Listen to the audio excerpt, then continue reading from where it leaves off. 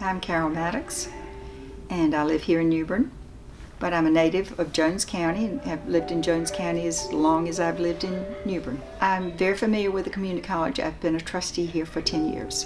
The Guardian Ad Litem program was piloted in North Carolina years ago, back in the early 80s.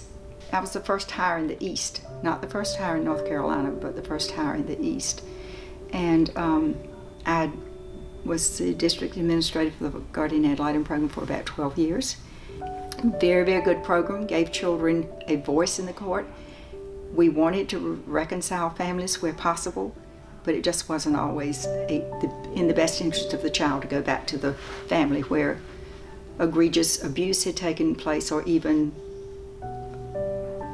a lot of neglect. The filling station is a mission outreach for Jones County, but did not have a facility. There was an empty propane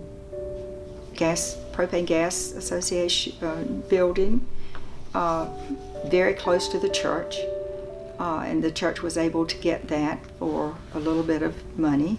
The main idea was to feed the hungry, to be sure they were fed, to work with youth, mentoring youth in any way possible. We opened the food pantry 2 weeks before Florence hit. We had partnered with RCS. They were really, really helpful in helping us get started. We began to work with the food bank. We were collecting food all of this time. And so this past fall, Florence paid us a visit. And because we had the food and we had just opened the food pantry, we were able to become the major distribution center in Jones County for all of the information all of the things that Florence needed. I mean, cleaning supplies, and not just food, but hygiene items and baby items and items for the older people who were homebound, paper products, all of that kind of thing. The building was filled.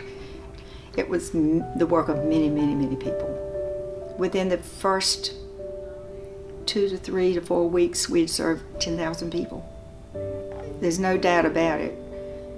God had His hands in the whole process.